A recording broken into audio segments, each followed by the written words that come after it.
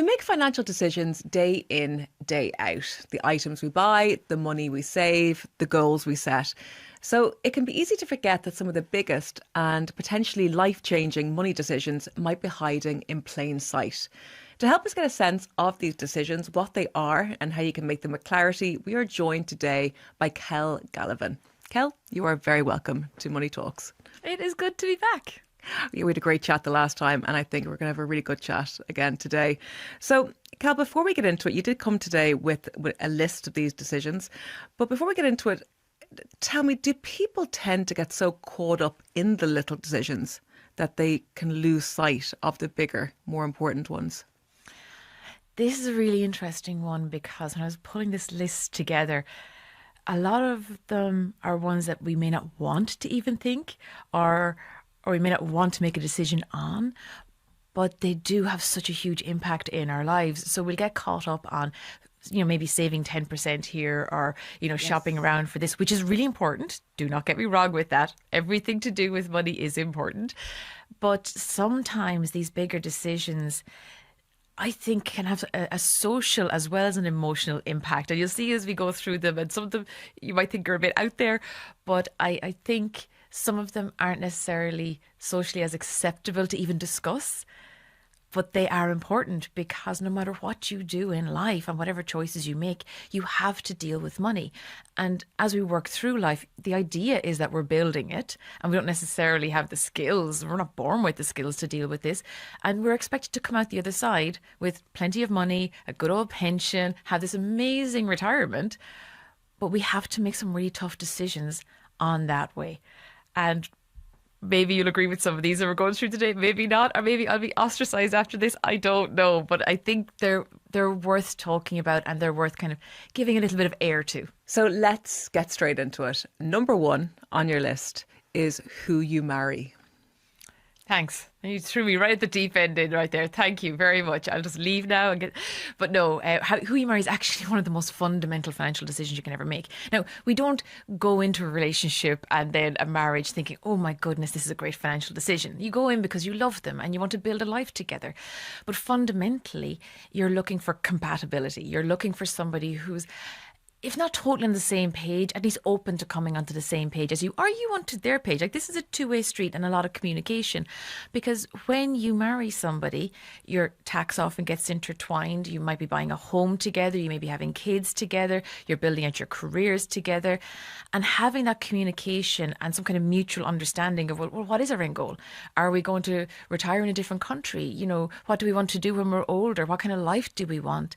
And having that overlap and conversation and similarity, not necessarily in personality or anything, but in those core values when it comes to money, can make a huge difference to your life. Because if you're on more or less the same page, it's going to be so much easier making those decisions of, well, where do we buy and where do we live and what are we going to do? Whereas if you're on a different page, that could cause a rift that may not be fixable over time. And nobody wants to go into a marriage without thinking they're going to not come out the other side really, really happy. Mm-hmm. And a lot of divorces end up because of money issues or not being compatible in that way, even if they're not thinking of it in that regard, but it can have a huge impact. And who you marry can totally accelerate and make this beautiful synergy when it comes to finances, or it could have the opposite. And I think it's definitely worth that conversation before you even get married to go, well, what do you think? Where would you like to live? What would you like from your life? And that's going to, I think, have a really big impact on what your outcomes are going to be financially. It's funny, as you're saying that, I'm thinking back to a piece that Leah Hines wrote for us recently, and she spoke to single parents and how they are financially surviving day to day. And one of the parents said, yes, it is a struggle, but being released from the financial chaos of her partner really, and having financial independence and making all of her own decisions was ultimately a better thing for her. And I thought that was interesting because you are marrying into their money style, and they're bringing debt with them as well in some cases, or they're just bringing a chaotic attitude to money. So like you're saying, having the same attitude can be very helpful. Yeah, money can be very stressful. And when you're starting out in life and you're full of the joys of love and everything and it's beautiful, but the reality is taxes have to be paid and things have to be done and pensions have to be built. And if you're not on the same page with that, that can cause stress, and that's before you throw in a recession or some left field thing happening, and that has been the cause of many marriage breakups. So the earlier you kind of at least get a feeling for what path you want to go on, the better it can be. And starting that conversation and feeling safe with that person to have that conversation, that's huge, and that can build so much trust and make a beautiful marriage. And it's not the only thing that's going to make a marriage, but it is a key tenet, because no matter what, you're going to have to deal with money at some stage. And I guess as well, you're going to empower and support each other to go for the bigger salary, to go for that job, to push yourself, and that's very helpful too. It is, because you're a team. Ultimately, you're a team, and if you're trying to build a plan together, okay, we need to get the deposit, we need to kind of plan for college for the kids, we need to do all these different things. Well, having somebody who has your back, or having somebody who's going to go, actually, yeah, look, I'll take some more responsibility in the house, you go for this one. Or if somebody loses a job, what's the plan? Do they take time to reskill? Is there backup there? Is one person okay bringing in the money till the other one finds their feet? Like, they're huge pieces that are not just money, but it's trust as well. Number 2, having children or choosing to be child free. Yeah, this is a very controversial one. So when I say they're socially tough, there are so many things when it comes to children, not just fertility journeys, choosing to have them or not. Some people, they would love to have them and life just has not worked out that way. And there's some people who make an active choice going, I don't see this in my future. And that can be a really tough one, because socially but you're a lovely couple, look, you're so intelligent, well suited, whatever. Why don't you have kids? Like, what a waste of genetics that you're not.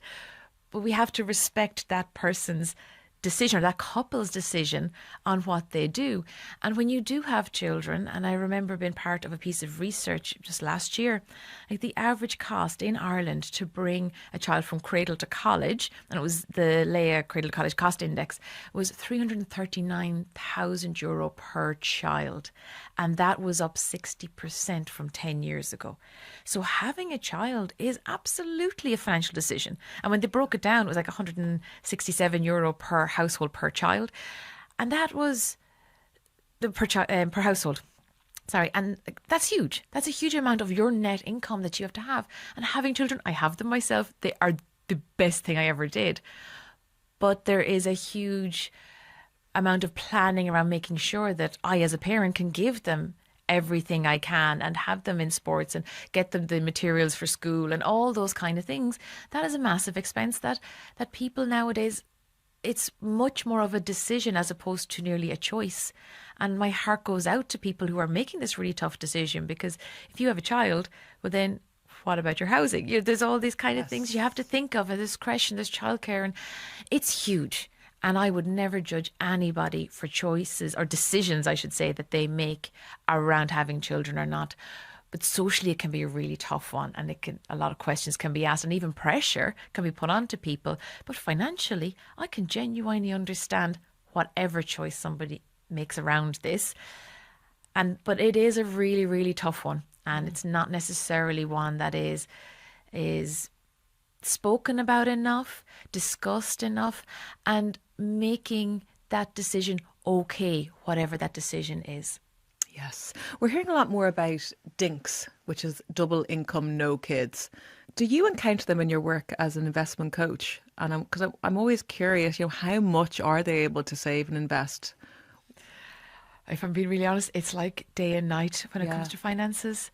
So I would work with people individually, and I would work with couples. And couples that do not have kids tend to have a lot more disposable income, potentially nicer homes, more holidays, better filled out investment portfolios, pensions, their quality of life on a day-to-day basis. Money doesn't seem to be an issue, and there's much more flexibility about growing their net worth, growing their wealth, and you're making these kind of a lot more choices because there's money there to do that. Because a big thing, and it's not just double income, it's the fact that when you have kids will get sick. there's time is needed to be taken off for that. So it's not just the financial side. It's there's an investment piece of your time and energy and love as well. And now, I said, I'm always saying this to Kevin, I do have kids, best decision I ever made. But when I'm generally dealing with couples that do have kids, well, there's college to pay for, there's time out, there's maybe one parent taking a step back, there's that caring role has to come into play, there's all the different things kids need nowadays, getting a car under them when they hit a certain age, hoping they get into the right colleges, accommodation, creche, clothes, sports, you name it. And you have to take that into consideration. And that often comes at the cost of maybe a more filled out pension, or even having an investment portfolio, or getting the mortgage paid off a bit earlier. And when you have kids, you do have to make a lot more hard decisions for a longer period of time than somebody who doesn't have kids. Yeah. Nobody has children to have to be taken care of in older age. It's not a reason to do it. But hear me out here. Just, I can sometimes kind of go into gambler mindset here. The more kids you have, the more chance you have of one of them hitting gold and taking care of you financially. No? No, do you know, like years ago, like we had huge big families for loads of different reasons. Yes, you could talk about like contraception and all that kind of thing, but part of it was that there would be somebody to take care of you, because pensions are relatively a new enough concept. We only have pensions for just over 100 years, and even at that, it was 1908 I think it was brought in, and even at that it was brought in at the age of 70. It was a tiny paltry amount, and people were only expected to live for 4 years. Whereas now, generally retirement is in and around the 65, 66 mark. We're living potentially a decade, 2 decades longer. So retirement is a different ball game. So your kid could be your pension, absolutely. But what I would always say to anybody who does have kids, there's 2 big gifts you can give your children. And it's not the car, it's not even the college education. It is, one, is a healthy relationship with money, so that they're not making all the mistakes that we made, that they understand the concept of saving, they understand the concept of investing, they understand debt, they understand all these simple things, but also feeling confident that they can save and can do these things. There's a whole relationship with money that if you can have them feeling good about their money and managing it, even in a rudimentary way, that is a massive gift you can give your kid. The second big gift you can give your kid, and this is actually the hardest one, and that is, bear with me on this, your own independence. And the reason I say that is, if your child can grow up and not have to worry about you and know that you have a pension, or you have your house paid off, or you have your bit of savings and all that kind of sorted, what a gift to them, for them to go out into the world, design their own lives, travel, marry, whatever it is, and not have to worry about you. That they can come back and visit you. You are the rock, you are the support.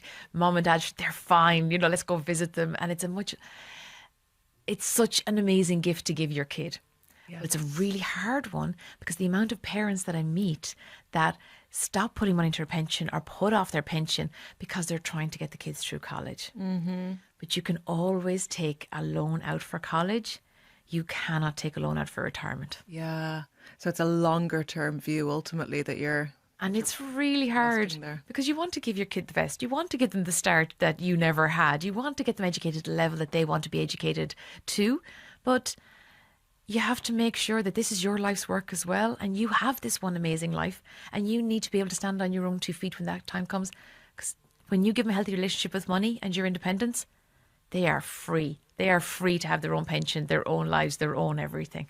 Number 3, we have staying in college versus entering the workforce. Can you explain this to me? Yes. So this is one that I don't think most people would have thought of. So we are in this amazing world where we have this amazing educational system. And essentially, there'll be arguments left, right and centre, but college is essentially free. You don't have to necessarily do like the American model where you're paying $60,000 a year to keep your kid in college, right? Yes, it's not a cheap proposition, but we have a brilliant educational system, and there is extra pressure on kids to do their leaving cert and go in and get a degree, maybe a master's, maybe a PhD. But I want to throw out an idea. Well, what if, right, you have 2 kids, right?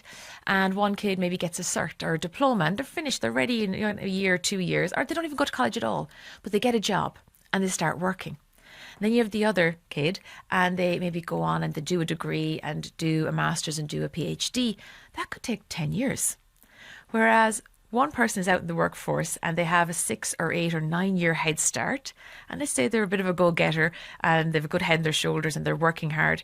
Well, that's the bones of a decade of experience, pay rises, moving up along the ladder, testing out different careers. And that can push them up along the pay scale very, very fast. And then you have somebody maybe coming out with a PhD, and PhDs are amazing, right? But they're 10 years behind. And they might command a higher salary, but would they command a decade's worth of a higher salary? And if you had somebody sitting in front of you looking to hire them, would you hire the person with the bones of a decade experience or the bones of 10 years education? Different jobs will look for different things. But sometimes it is worth sitting down and going, well, what do I want to do with my life? Do I need to get an extra 4 or 6 years of education, or can I learn this on my feet? And a beautiful thing as well we need to think about is we can always learn. The amount of courses now that you can learn as you need. So, for example, I only got my master's, it was 8 years ago, master's in science. And I had my QFA qualification was about, 6 years ago. And that was well into my late 30s and 40s. Yes. And the amount of people that I know that maybe worked in IT for years and then they're getting law degrees and moving into that area, like the specialist experience you can build up with that.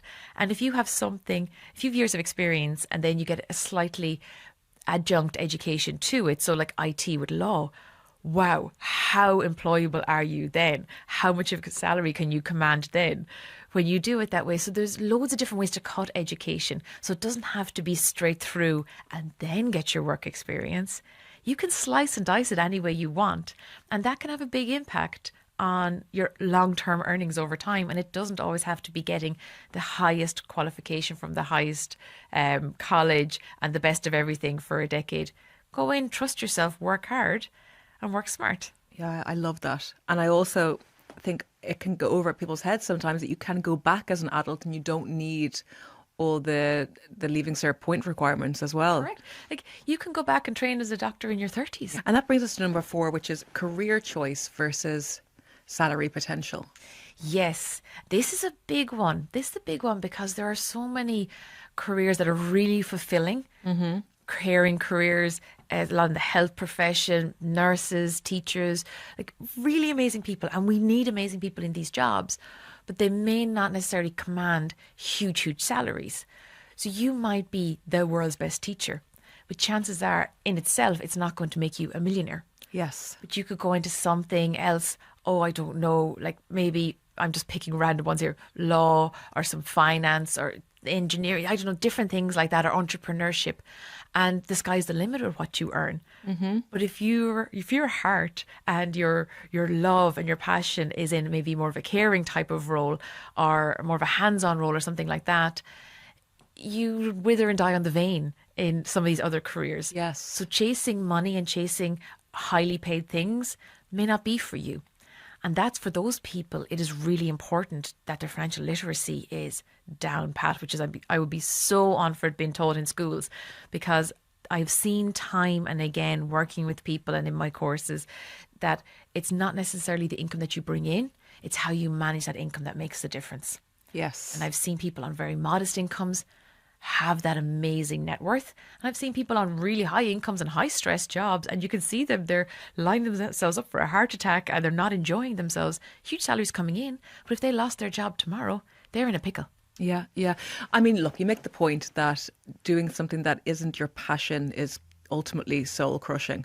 But, not being able to get in the property market is also soul crushing. So I do think about this probably too much. I wish someone had come into the schools when I was younger and said, okay, so you want to be a journalist. This is the average salary.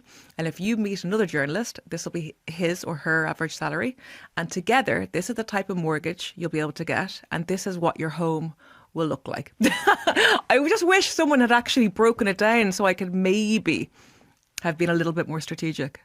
But this is the thing, like, and strategic is correct. When it comes to money, you need to plan. Life will happen anyway, but you need to think, well, where do I want to be in overall in my life? I'm not even for myself, I'm not very good at the 5-year, 10-year, whatever timeline. But just think, what fundamentally will give you the life that you look back on when you're in your rocking chair at 80 years of age, going, "Do you know what? I did that. That was pretty cool for me." That comes with a bit of strategy. Yes, yes. Number 5 is lifestyle creep. Yes. And this one is really hard for people because the second you pick up that lovely handheld device that we lovingly call a phone, but it is the world in your hand, you are bombarded with new thing, trends, this new thing. And you walk down the street and you see like beautiful things and beautiful experiences and like marketing and advertising. They're my heroes, right? These people are the most intelligent, hardworking, smart people I've ever seen in my entire life. They can make us buy anything and we'll love it and we'll feel so grateful for it. It is so hard to take that step back and go, okay, I'm going to have a slightly older car for a long time. I'm going to rent a tiny apartment until I'm ready for this. I'm going to not buy clothes or go on a holiday for this in time because I want something more. Yes. It is really hard to do that because the world will tell you, you only live once. Yeah. It's a shiny new thing. We are communicative creatures. We love to be social. We love to be part of things. And how we do that is by dressing certain ways, driving certain cars, living in certain places. And that's lovely. But if it's causing you stress and behind closed doors, you're looking at going, another bill, another this, that's not good for you either. And that's not going to make you happy. Yeah. But it is very, very hard to make that decision to go, I'm going to pull back so I can clear the debt, get the deposit and do that quietly. And I do remember myself when I did the no spend year, half the people I knew thought that I was losing it. I was gone bonkers altogether. What do you mean you're not spending money for a year?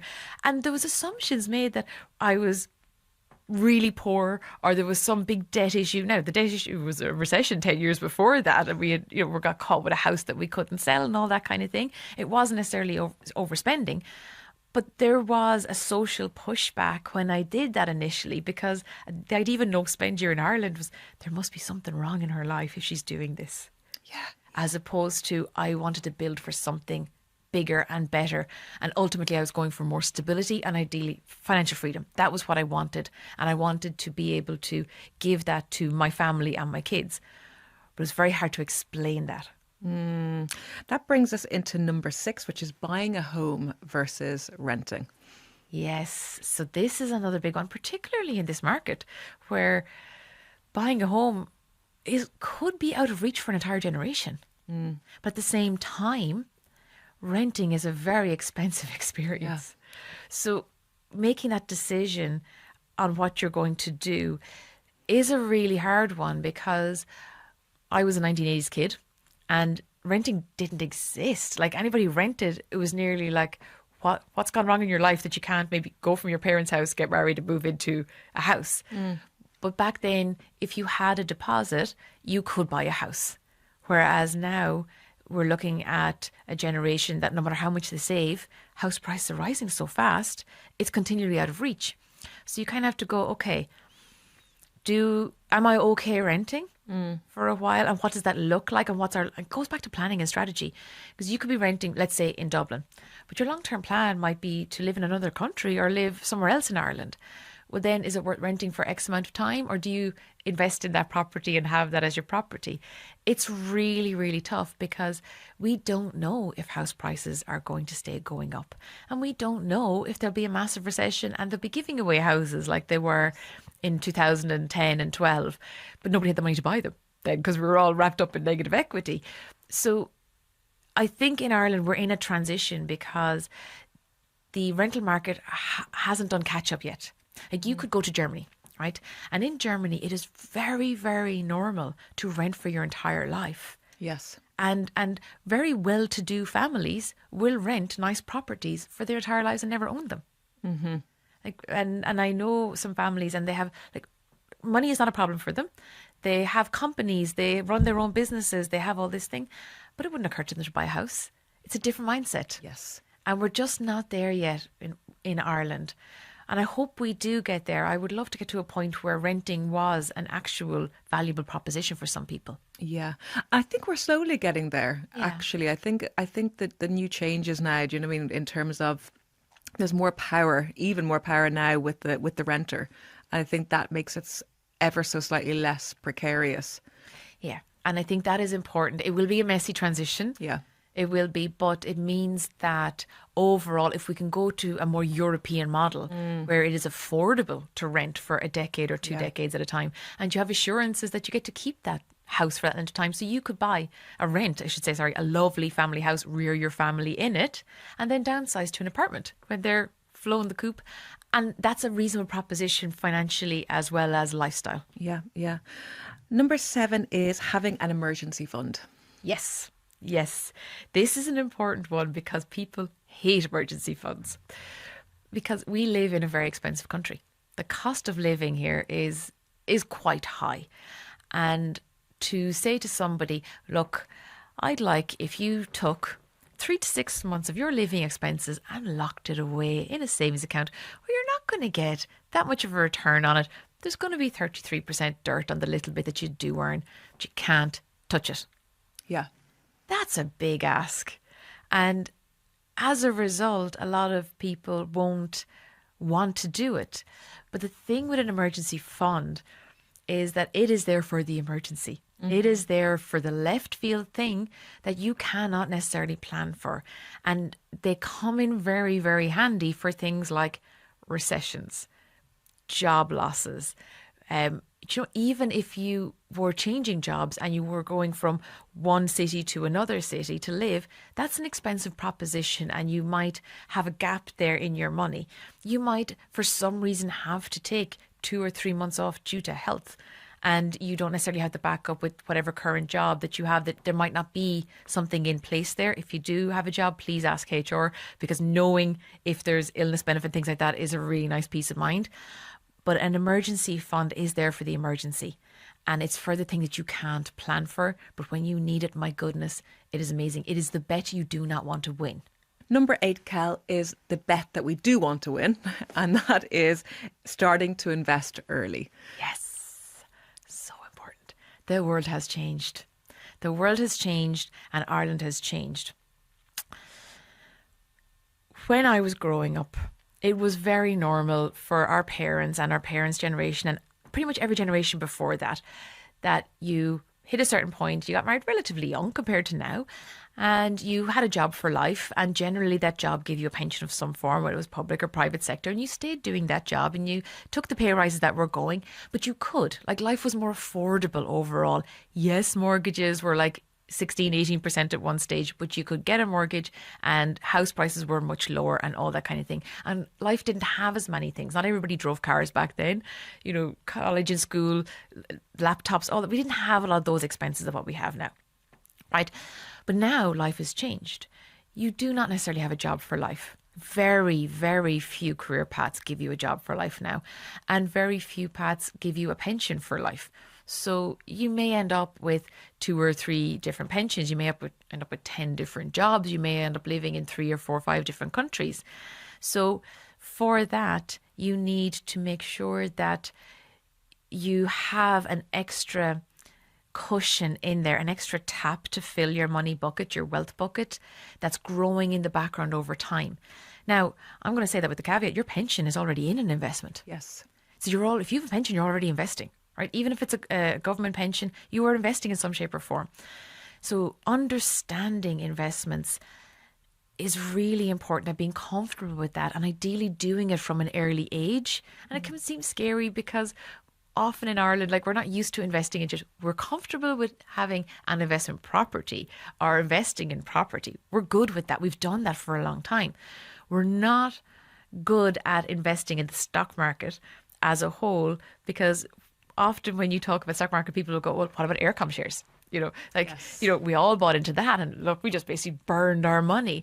And you hear like Ansbacher accounts, and you hear all these different things, and you kind of go, that'll put the fear of God in anybody. And then our last recession, that was a financial crisis. Now, it totally pulled out the housing market, and it was based on mortgages and subprime loans and all that kind of thing. But that caused the stock market to go through the floor, and that's in a lot of our living memories. So the thoughts of investing is really scary. But nowadays, goalposts have changed. Careers have changed. We don't have these for life anymore. You don't know what the future's going to bring. And when you invest over the long term, even small amounts, that's an extra cushion that you have in the background. And it's something that we need to be comfortable with, because if you want to kind of break that glass money ceiling, if you want to kind of get ahead truly in life, and not everyone like hearing that, you're going to have to understand investing. Because your job will give you your income.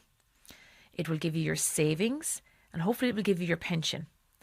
But to level up and become somebody who is independent and be able to stand on their own 2 feet and have a choice whether to work or not, you need to understand investments. Yeah.